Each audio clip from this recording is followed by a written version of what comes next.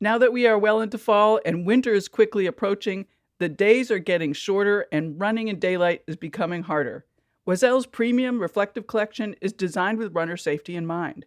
Both highly visible in the dark but subtle in the daytime, thanks to the tonal reflective print that only shines bright when reflecting the light.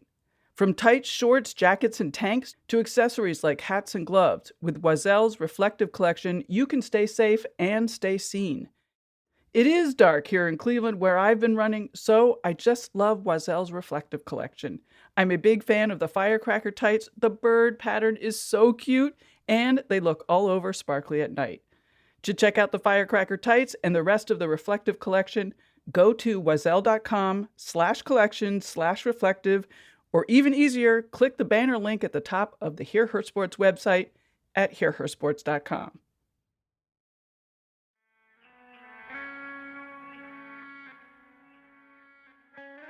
Hello, all. Greetings and welcome to Hear Her Sports, the Female Athlete Podcast. I'm your host, Elizabeth Emery. I'm super thrilled about this week's episode with Title IX expert Sarah Axelson, who is here to share some really interesting info about the 1972 law in honor of its 48th anniversary on June 23rd. Sarah mentioned in our conversation that one hope she has for the future is greater education about Title IX. So I'm really grateful that you guys are here. I learned a bunch from Sarah. If you want to find out more, there are lots of resources on the show notes page of this episode. Please take advantage of those links I put together for every episode. For example, if you missed the webinar, Girls of Color and Title IX, An Unfulfilled Promise, put on by the Women's Sports Foundation featuring LaChina Robinson, Billie Jean King, Candace Parker, Dawn Staley, Nina Chandri, along with today's guest, Sarah Axelson, it is well worth a listen. That link is at hearhersports.com on Sarah's episode page. Well, let's meet Sarah. With me today is Sarah Axelson, Senior Director of Advocacy at the Women's Sports Foundation, and we are going to talk about Title IX in honor of the 48th anniversary of Title IX on June 23rd, 2020. Sarah is a Title IX expert, focusing her work on grassroots and national initiatives that educate the public and advocate for gender equity in sports. Sarah was part of the team behind the research Beyond X's and O's, Gender Bias in Coaches of Women's College Sports. As a result of this research, she helped launch the Women's Sports Foundation's Sports Advocacy Network in 2016. This year, Sarah helped launch Women's Sports Foundation's The Equity Project, which brings together individuals and organizations that aim to impact participation, policy, representation, and leadership in sports in sustainable and measurable ways. Sarah is also a lifelong athlete, considers herself a byproduct of Title IX, and was fortunate to participate in 4 years of NCAA Division III varsity softball. She graduated magna cum laude with a Bachelor of Science in Psychology from the University of Mary, Washington, and recently received her Master's of Public Administration degree through the Executive MPA program in the Marks School of Public and International Affairs at Baruch College. She was named the 2018 Graduate in Residence at the University of Mary, Washington's Department of Psychology Science. Welcome, Sarah. It's really great to have you here. Thank you so much for having me, Elizabeth. It's great to be with you today. Yeah, and I'm excited to learn more about Title IX, particularly at this time of the anniversary and also the changes we just saw out of the Department of Education. Yeah. So Title IX can be really confusing, and I've actually, while I was preparing, I read that one of the criticisms is that it is purposely that way. But let me start with reading what it actually states. No person in the United States shall, on the basis of sex, be excluded from participation in, be denied the benefits of, or be subjected to discrimination under any educational program or activity receiving federal financial assistance. Can you explain what that actually means? Yeah. And that's the law, right? That 37 simple words. That's exactly what the law says. And so once it was passed as part of a much larger bill around higher education. This was Title IX of the Education Amendments of 1972. And so this part dealt with sex discrimination. And so once the law was passed, then it goes into the process of the regulations being developed and the law interpreted. Title IX applies to every aspect of education in any educational program that receives federal funds. So that can mean your elementary school all the way up through, colleges and universities, any educational program that receives any form of federal funds, whether it's federal financial aid or, federal money to help supplement free and reduced lunch for students. All of that counts as federal funding. Interesting. And so all schools who receive federal funding must comply with Title IX, which means that they can't discriminate on the basis of sex. That covers everything from math class, science class, continuing education, career and technical education, pregnant and parenting students. But the part that I focus on with my work at the Women's Sports Foundation is its application to athletics. Sure. The United States is unique in the sense that sports are attached to our educational institutions. But that is largely because sports is an educational opportunity, right? For those who are listening, if you're an athlete, you know what sports teaches you. It teaches you time management, leadership, how to deal with adversity. There are so many lessons that I have learned through sport in my life that sport truly is part of our educational experience, especially the fact that they're attached to our schools in this country. And it also so impacts what happens after you get out of school. Yeah, absolutely. And that's the leadership benefits, right? That's just the way that especially women learn skills through sports and how those can translate into career success. There's actually some great research out of Ernst and Young that points to the women in C-suite positions, right? So that's your CEO, COO, all of those chief positions, and the fact that the majority of them have played sports. The majority of them link their career success, at least in part, to their sport experience. Right. We can't underscore it enough, the benefits that women and girls receive from playing sport. So talk about what Title IX actually means for athletic departments, both at the collegiate level and K through 12. So for the athletic portion of Title IX, it covers three main areas. It covers participation, it covers benefits and services, and it covers athletic-related financial aid, so athletic scholarships. Obviously, the athletic scholarships really only apply at the college level, mainly at NCAA Division I and II and any other types of sport governance organizations that award scholarships. But starting at the top, participation. Participation, schools have three ways. There's a three-part test. They need to choose one of these three ways in order to comply with this first part of Title IX. So they can use the first prong, which is called proportionality. And that essentially says that the school is saying that their athletic body is proportional to their undergraduate population, right? Or their student body. So if, let's say, you're at a college or university, your student body undergraduate population is 57% female, we would expect, if you're saying that you're complying with the proportionality prong, that your student athlete population is close to 57% female. Now, there's some wiggle room. There isn't like a hard, fast number of you're allowed to be a certain number away from what that 57% is, but you need to be close and you need to try to be consistently close to that 57%. If a school was at, let's say 57% undergraduate students were female, but their student athlete population was 45% female, and they're saying they're meeting proportionality, that could be problematic. Right. But the true question becomes, what does that gap mean, right? So if you're at 45, we think you should be at 57. What does that 12 percentage point gap mean, right? Does it mean a difference of 3 participation opportunities, or does it mean a difference of 50 participation opportunities? Right. And so that's proportionality, right? Saying that our student athlete population is proportional to our student body. What is a student athlete? Is that anybody on any sort of athletic team, whether it's intramural or competitive or intercollegiate, anything? No, when we're talking about it, we're talking about for like varsity athletics, right? Okay. For your main athletics, intramurals would be judged amongst themselves. Got it.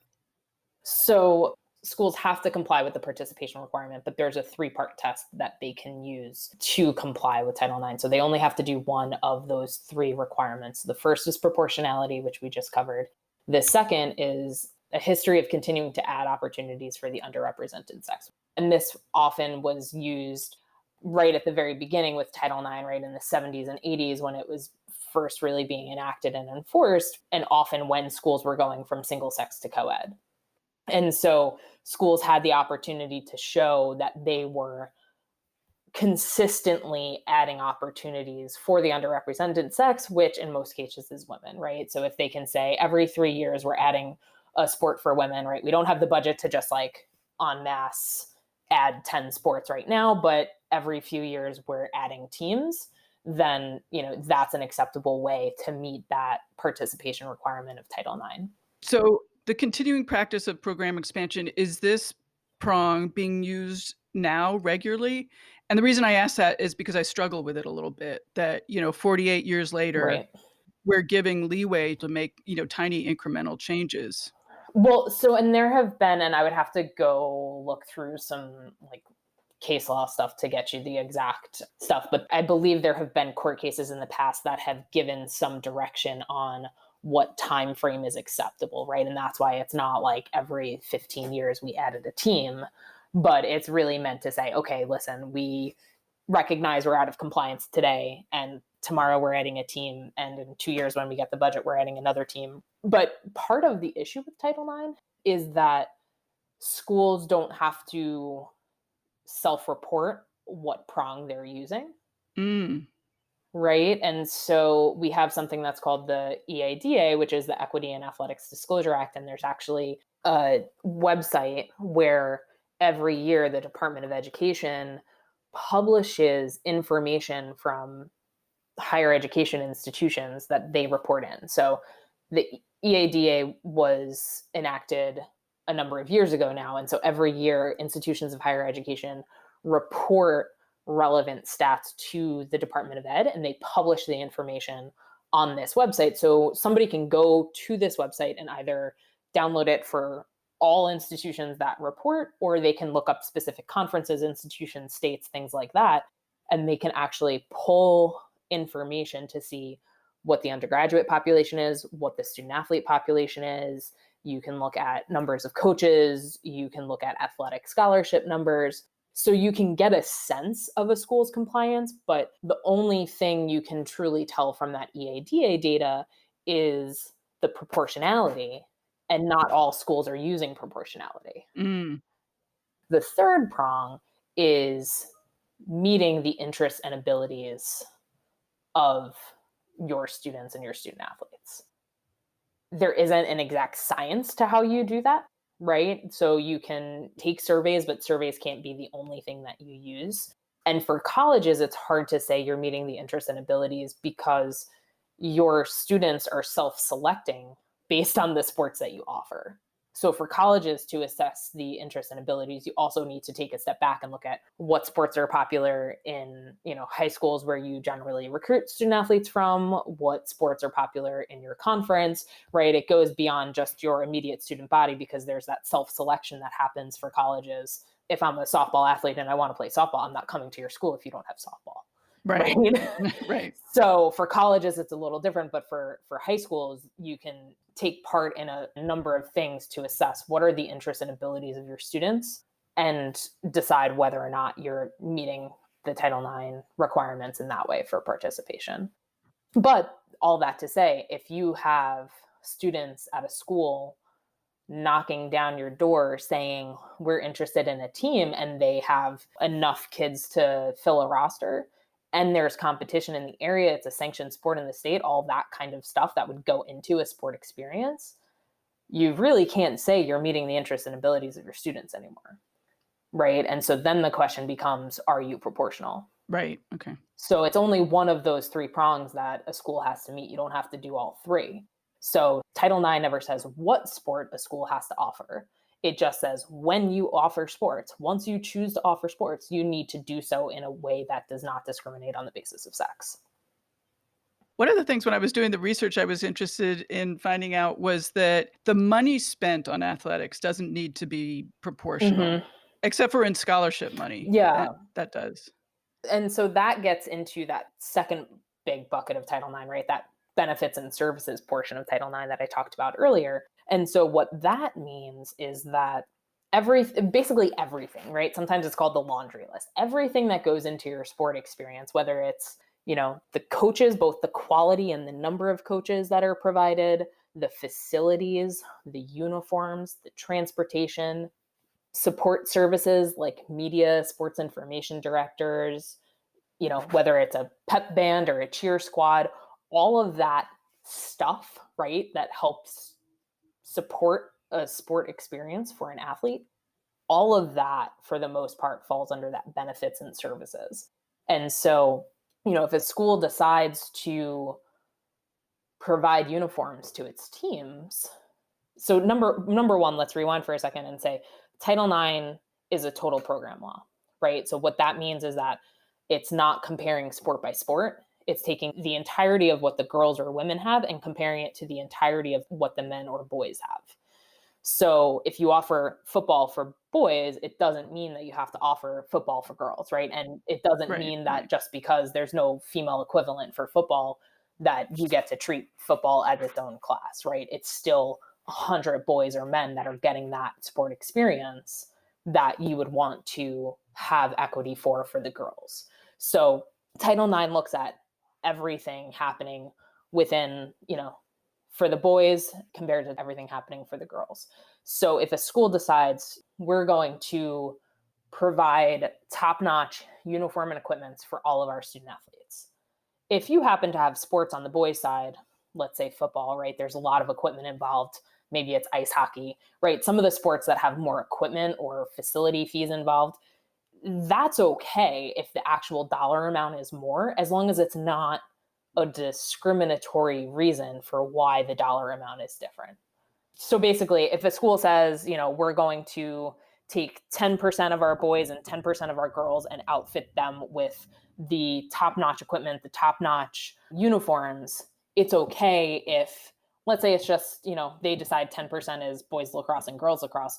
Boys lacrosse has contact and has more pads involved, right, compared to girls lacrosse. So if that dollar amount is different, that's okay, as long as what the girls are getting is still the top-notch equipment and what the boys are getting is still the top-notch equipment. Interesting. Yeah. Why has Title IX been as controversial as it has been? I mean, right from the get-go. Well, I think a lot of people, it largely skated under the radar to some extent, at least its application to sports. I mean, you read it at the top. It's 37 words. It makes no mention of sports. And so once I think it became clear that it would apply to sports, then suddenly, you started seeing certain organizations or, elected officials trying to do things that would change the way that it's applied. It's always challenging for people to feel like they're being forced to change. Right. And at that time, very few schools were offering women's sports or girls' sports. Right. If you go back and look at the participation opportunities, the numbers are dramatic in terms of the gap between men and women and boys and girls at the college and high school level pre-Title IX. But we can look at those stats. Girls today still have not reached the level of participation that boys in 1971 had. Wow. Right? So we've seen this huge exponential growth. We know that Title IX has done great things in education for women and for men too, right? Men have been able to pursue non-traditional fields as well because of Title IX, because they're not allowed to be discriminated against, whether it's, nursing school or things like that at one time were considered non-traditional for men. So Title IX is not a law about treating women equally. It's about not discriminating on the basis of sex in education. Right. This is probably a good time to bring up that compliance is really low. I mean, I think I read it on the Women's Sports Foundation site that 80 to 90% of educational institutions are not in compliance with Title IX as it applies to athletics. Yeah. And so, and some of that is based off of that bit that I said at the front about the Equity in Athletics Disclosure Act, right? And the information that's available there, looking at proportionality, but also looking at scholarship. So that's that third part that I haven't talked about yet. So the third part of Title IX in athletics says that schools need to award equitable athletic-related financial assistance. So that's athletic scholarships. So if you look at what we call an unduplicated count of athletes, right? So if you are a volleyball athlete and a softball athlete, for participation, you count twice because those are two participation opportunities. But for scholarships, if you're on a full ride, your scholarship only counts once because you are one student receiving that educational opportunity. And so if you look at that unduplicated count, we would expect, right, and what the law says, what court rulings have said, is that that breakdown of athletic scholarships should be within plus or minus 1 percentage point of the participation. So your participation is 49% female and 51% male. you would expect the athletic scholarship breakdown to be anywhere from 48 to 50% going to female student athletes. And I think the athletic scholarships are one of the easiest ways to understand why this is an educational experience, right? You think about how expensive higher education is in our country, and athletes are getting scholarships to attain that educational experience. Of course, we'd want that to be shared equitably. So where are we right now with simply the scholarship portion of compliance? There's a huge gap. I don't have the numbers in front of me, but it's an absurd number. It is like in the, I want to say more than 100 million. And I feel like I don't want you to quote me on that until I can get that. Right. But for scholarships, it's a dramatic difference. And that's concerning because these are educational opportunities and we want women to be able to receive that same educational experience as men. Since I've started doing this podcast, one of the discussions that really gets my hair raising on the back of my neck is this idea that change is really difficult. The ship is hard to move. I mean, particularly with scholarship Mhm. money, that could be decided tomorrow. Mhm. Right. And there's also this like extra layer of, and this is probably too far into the weeds for the podcast, but like then there's this extra layer of the fact that if we're looking, right, like let's just use the NCAA. I know there are other governance organizations of college sports, but the NCAA actually puts scholarship limits on certain sports, right? And Interesting. so they'll say whether a sport is either what's called a head count sport or an equivalency sport. And so head count sports are you're allowed to have this many heads can be counted that have scholarships, or an equivalency sport is saying you can award up to the equivalent of, let's say 5 scholarships. So you can have 10 athletes on half scholarships, or you can have 5 athletes on full scholarships. So I think part of the struggle too is that when a governance organization decides scholarship limits, and some of them might be put in place for good reasons like competitive equity and cost controls and things like that. But part of the issue too is that there are some schools who will say, well, we're awarding the maximum amount of scholarships that the NCAA says that we're allowed to award. Right. And so they're doing Mhm. everything in their power to give athletic scholarships, which is not a bad thing. But because of whatever sports they've chosen and what the scholarship limits are on those respective sports, sometimes it makes them out of compliance with Title IX. So how do we deal with compliance and how is enforcement being done?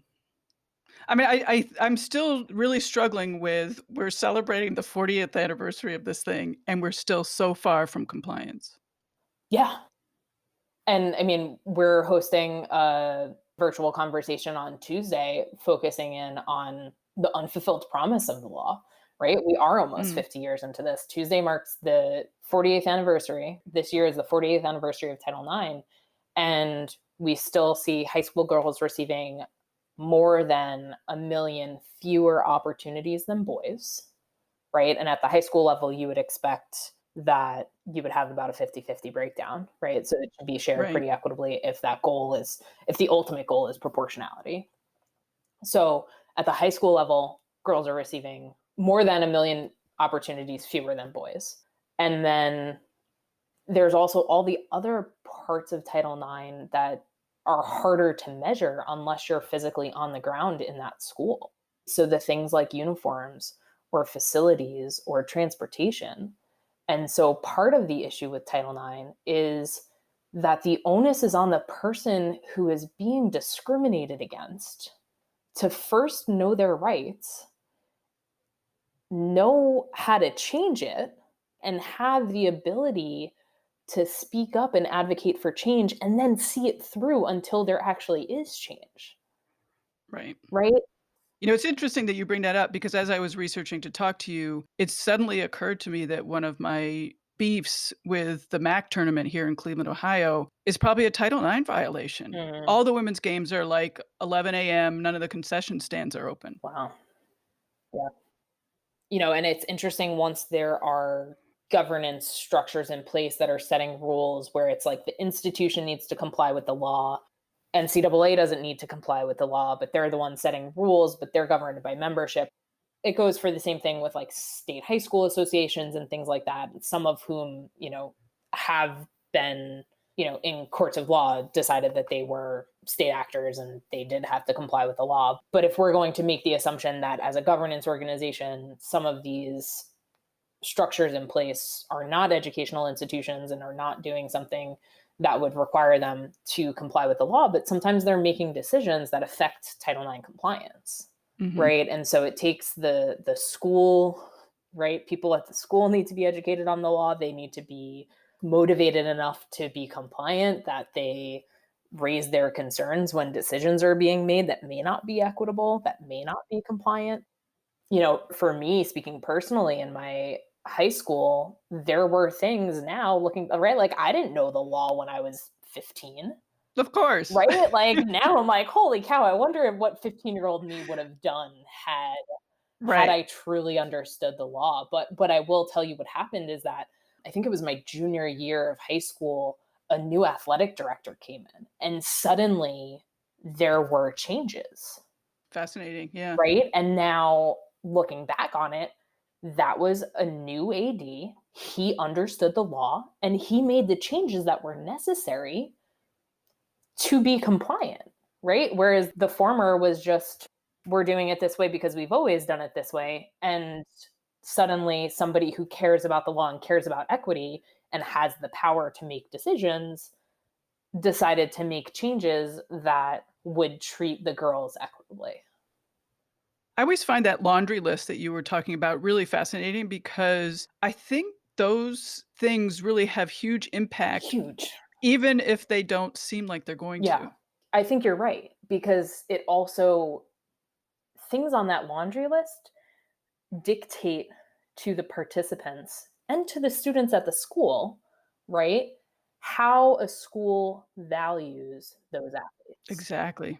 And if you Exactly. don't feel valued or you don't think you will be valued when you join a certain team, or if you were to go out for a certain team, why would you go out for it in the first place?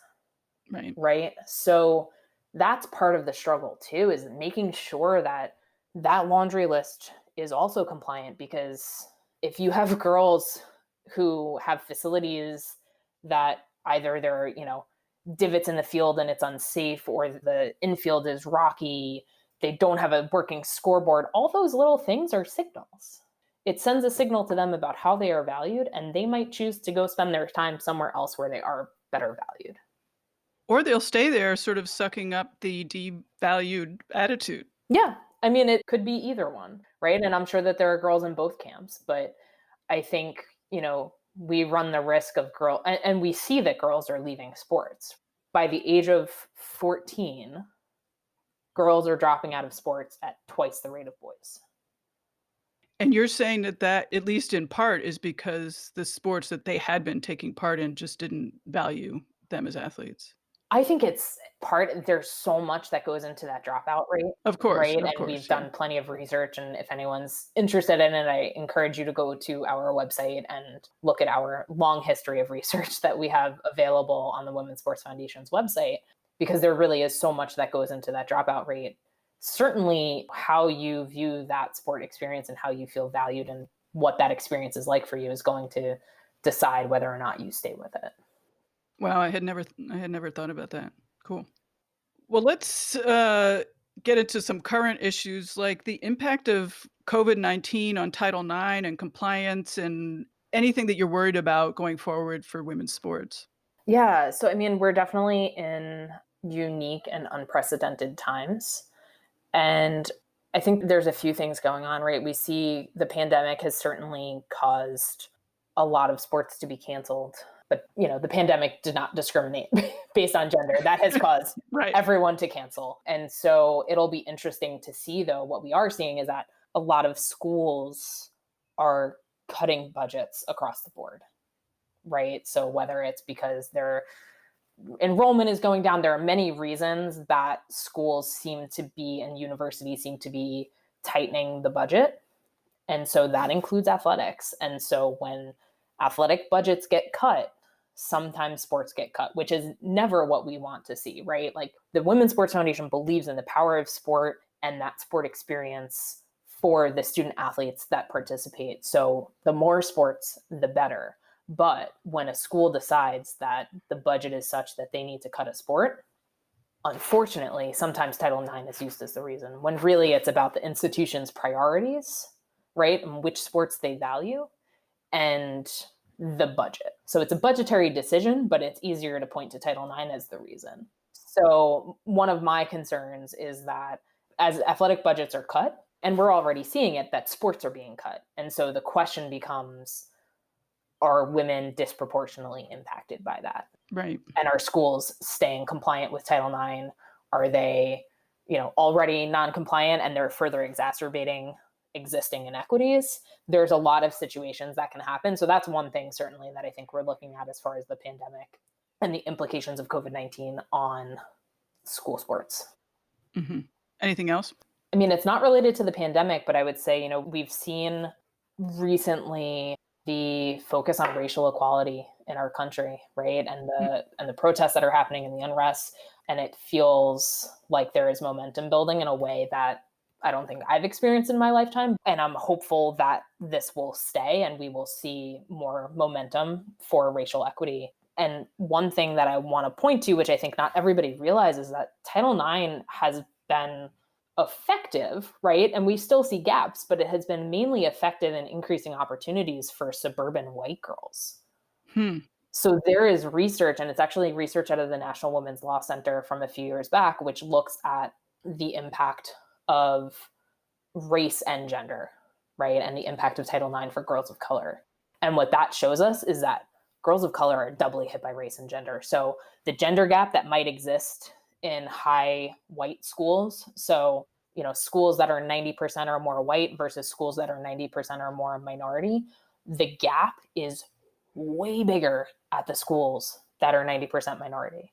And so girls of color are being left behind, right? So we often look at this from a gender perspective, but we also need to look at racial equity, because this is also about making sure that all girls have access. It's not just girls as a larger group, because what we're seeing is that girls of color are impacted in a different way than white girls. And we need to be cognizant of that. And we need to make sure that girls of color are receiving equitable opportunities and that they are able to reap the benefits that we see sport provide.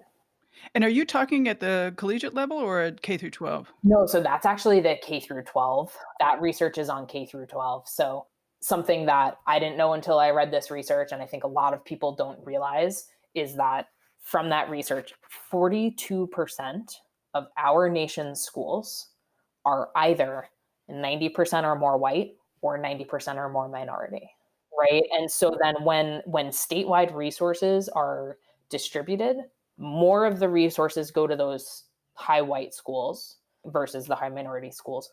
So the high minority schools often get a smaller slice of the pie, right? If we want to talk in some analogies, they get a smaller slice of the pie, but then when they're splitting up their slice, they're giving a bigger piece to the boys, right? So now you see that the high minority schools are getting fewer resources to begin with, but then when they divide them, the girls are getting even less. So that gender gap at high minority schools is even bigger than the gender gap that still exists at the high white schools. I promise I am going to ask you about some good things about Title IX. But first, I want to ask you about some unexpected impact of Title IX. And one of the things that I know that you know a lot about it are female coaches. Yeah. And there are far fewer female coaches, I think that's by percentage, now than there were in 1972.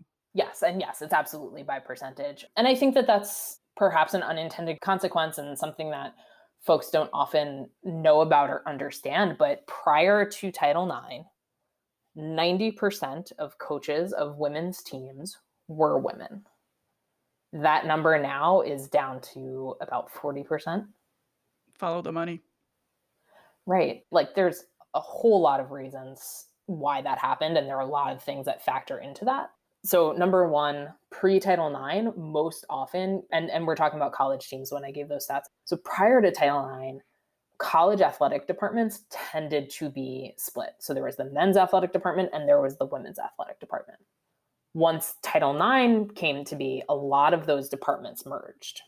And so I think in all but one instance, the man who was in charge of the men's athletic department became head of the combined department. Whereas in the Right. past, it was often, women who were working in women's sports because they were often doing it for love of the game, Right. right? And Right. not for the money that was there. Right. And so once those departments combined, you see it's often a white man who stays in charge of that combined department. And, the research shows us that we hire people from our networks. Our networks are made of people who look like us, who have similar backgrounds. We're more likely to hire people who we can relate to, who might have a similar, whether it's an educational experience, a similar, background to us. And so who does that white man who is now in charge of the combined department start hiring? Right. Right?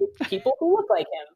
And on top of that, suddenly the jobs coaching women went from a small stipend, or maybe you get enough money to cover your transportation, to actually being a salaried position and being desirable. And it suddenly became much more acceptable Right. for men to coach women's sports, right? You can look, I think Pat Summitt is a great example. You can look at her when she first started, she's doing the team's laundry, driving the team, van, making some absurdly small amount of money, which I don't have off the top of my head right now, to, at the point of her retirement, making millions. Right.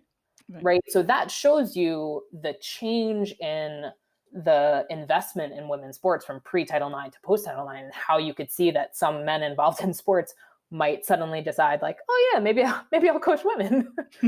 But what also happened is that the number of women coaching men's teams has remained pretty stagnant. Right. Women coaching men's college teams is in the single digits. I think it's somewhere around like 3 to 5%. Wow. So, we've got a long way to go. We've made so much progress, but just because you see women having opportunities, women playing in some professional leagues, it doesn't mean that we've reached full equity. There's so much more room for improvement and for advancement for women in sports.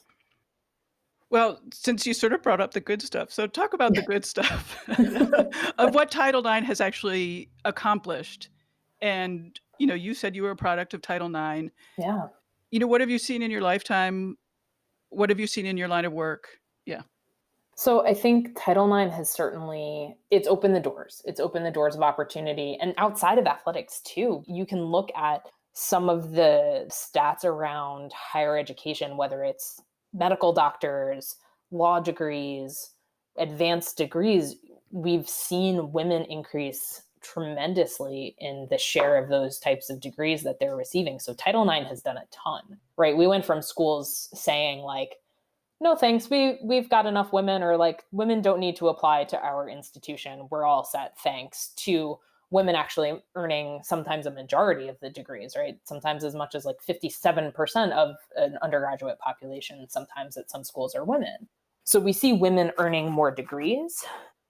And in athletics, it has opened doors, and so many more girls and women have the opportunity to play, have the opportunity to reap those benefits.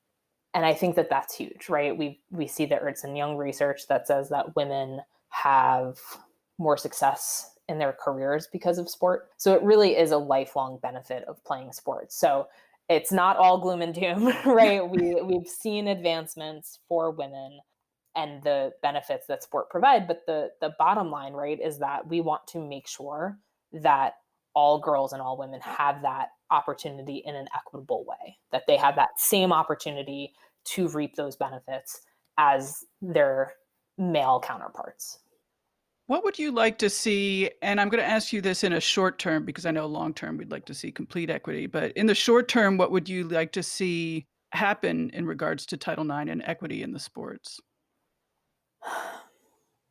I think for starters, I'd love to see greater understanding of the law. Mm. I think there are so many people who don't understand the law that we're not going to get to compliance with the law if the majority of people either aren't aware or aren't educated on it, right? So it's education, awareness, and compliance. We need all three of those factors. And so for starters, I would love to see student athletes knowing their rights, feeling comfortable speaking up, right? And I think oftentimes either they're told like, you should be thankful for what you have, right? I've heard that. Or yeah, but that's often the sentiment of like, be thankful for what you have. Don't rock the boat. Don't raise your voice. But you know what? Like, you are legally protected, right? You legally should be receiving an equitable experience and you shouldn't be discriminated against. These are educational institutions. These are federal dollars that are at play. It's educational money. It's an educational experience. Girls and women are entitled to those same benefits. Where do you think the lack of education and the confusion is coming from? Just lack of education? Yeah, I mean, a little bit, right? And I think some of it too is that, especially now as we get further away from the law, there's that pre-Title IX generation who knows what it was like before that law was put in place, right? And they're the ones who I've certainly learned from, who have said, this is what it was like before. Oh, it was stinky poo. And I think there's a fine balance between having your eye on the future and also understanding the past. And I think too often we probably don't fully appreciate or understand the past. The Women's Sports Foundation has a grant program in the name of Tara Vanderveer, who's a highly successful women's basketball coach out of Stanford University. So we have the Tara Vanderveer Fund for the Advancement of Women in Coaching. And it's a grant program that we provide grants to institutions who are looking to bring more female coaches into the pipeline. So looking to get more women into the coaching pipeline. And we had, some conversations with some of the first year cohort that we just awarded. So we just finished that first year of the grant program.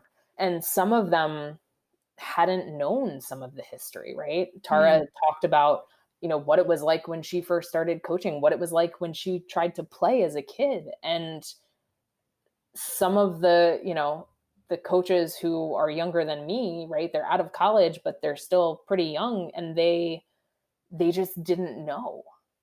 And so, yes, be thankful for what you have, but understand how much it took to get to where we are and that we're still not done. That's super interesting. How old are you? I am almost 34. I'll be 34 this summer. Got it. Yeah. So yeah, you definitely were able to take advantage of Title IX.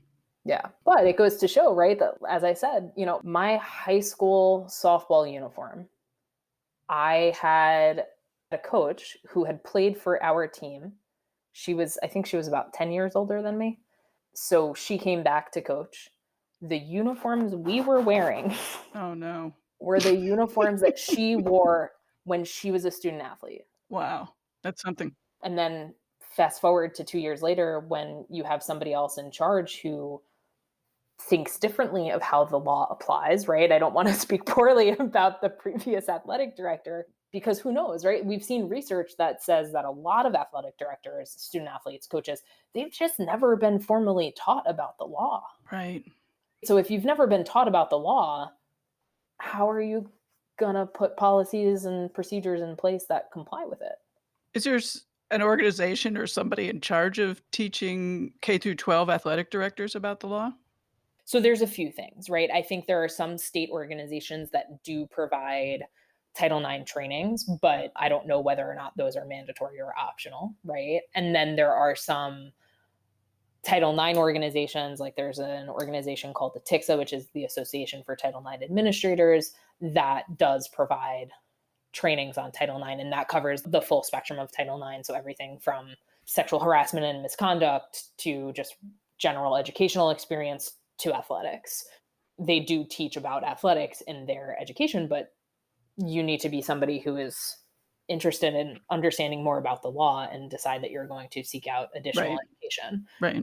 Or the school needs to know, school or its administrators need to know that Title IX is important and urge you to become educated. Right.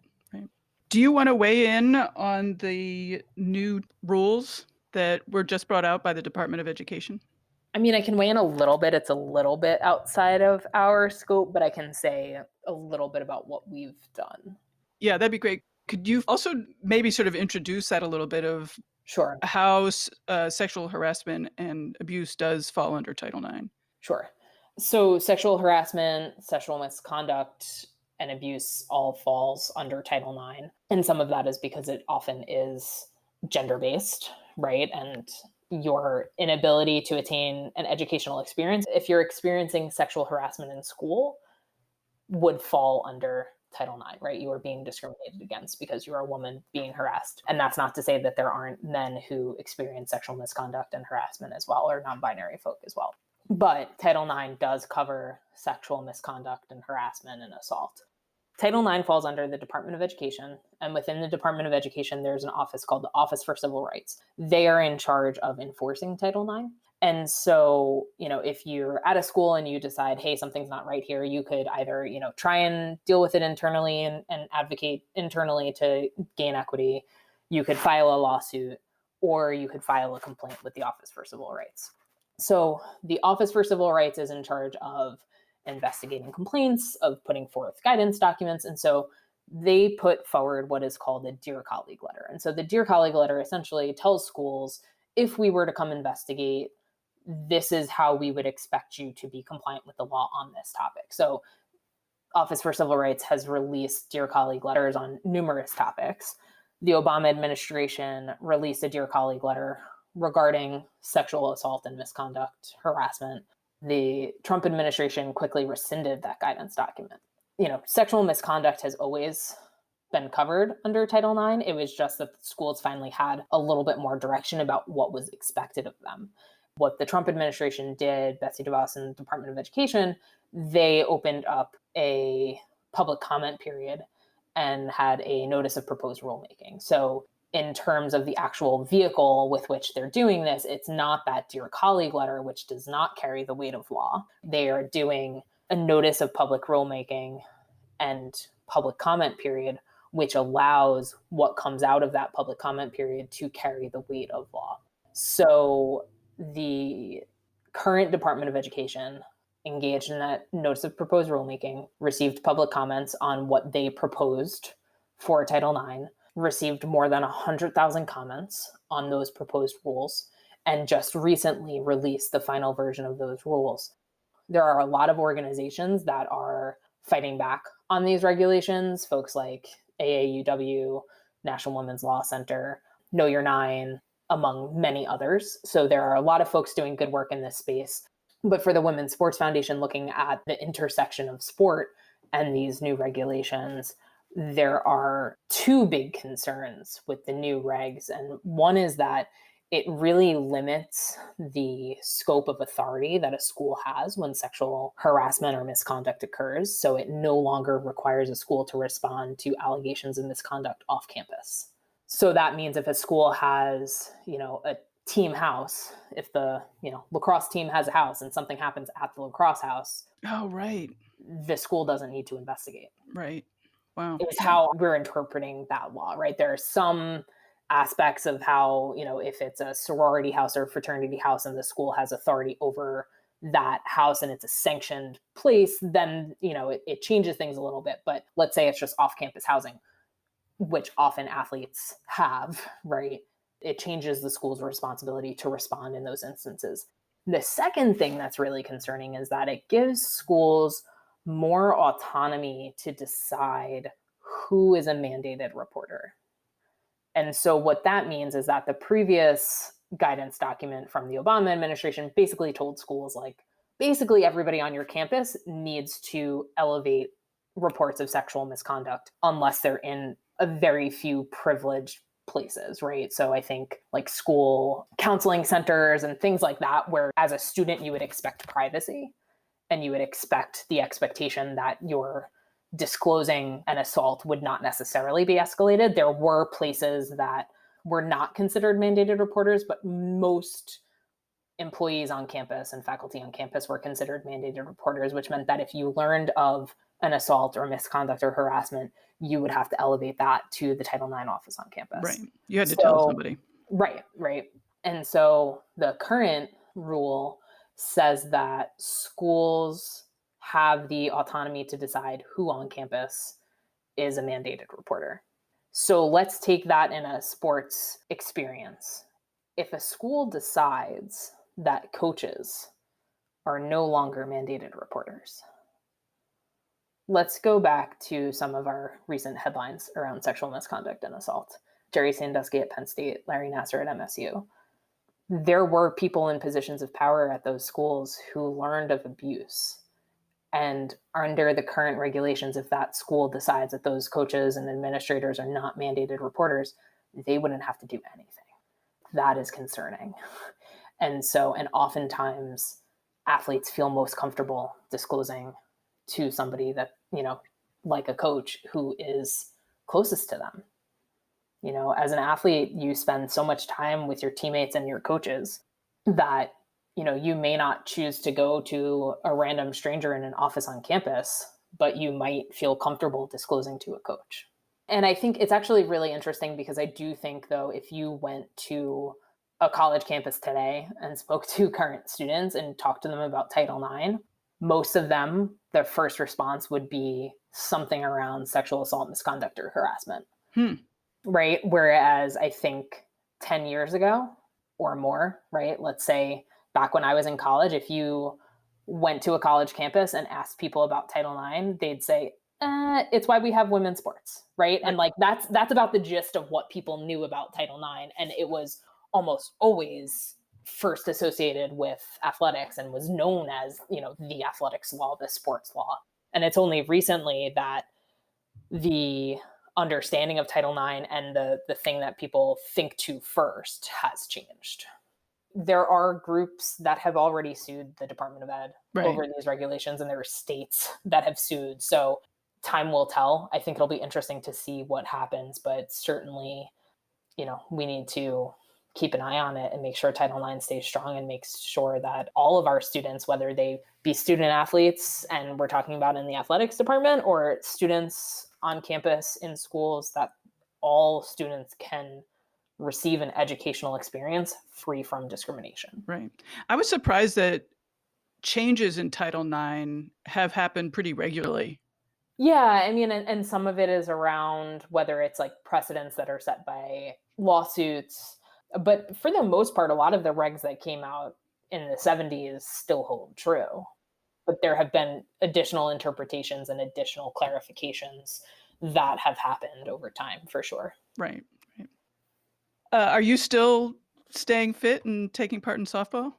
So I haven't played softball in the last few years, but definitely still consider myself an athlete, whether it's, going to kickboxing pre-pandemic and really itching to get back to the gym once we really get to whatever phase that is considered here in New York. Right. But, road bike, beach volleyball, I certainly stay busy and stay active. Excellent. Are you doing okay in New York?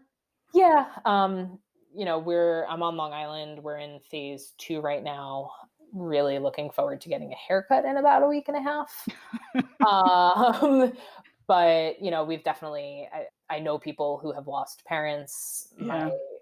I've had many family members who got sick because they live in the same house as one another, and one person works, in healthcare, working directly with COVID patients. So it certainly has hit close to home. I think probably most people have at least somebody that they can point to that, it's not this fictitious idea. I think we've all seen the impact it can have, and, being in a metropolitan area and taking mass transit and, your normal day to day, it really puts things in perspective. And I think we're definitely in for a real change of pace and a new normal. I don't think we're going back to the old normal anytime soon. Not for a while. If ever, Yeah.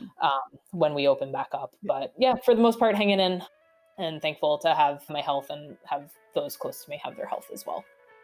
Well, thanks so much. I really appreciate you taking so much time. Of course. Thank you so much for having me. A big thank you to Sarah for being on Hear Her Sports, and to the Women's Sports Foundation for making the arrangements. Share this episode with friends so more people will become educated about Title IX and all its complications. Please continue to stay safe in these ongoing days of COVID-19, and please wear a mask. Till next time, bye-bye.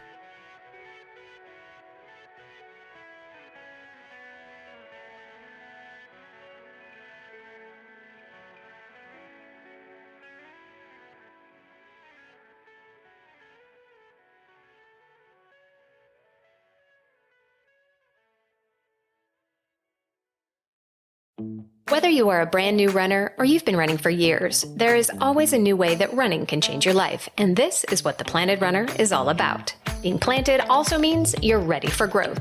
You can start exactly where you are right now and get better. I'm Coach Claire Bartholic, and I've coached hundreds of runners of all ages and abilities with science-backed training, nutrition, and mental strength techniques. And on the Planted Runner podcast, I'll share it all with you. You can be a better runner at any age. I'll show you how.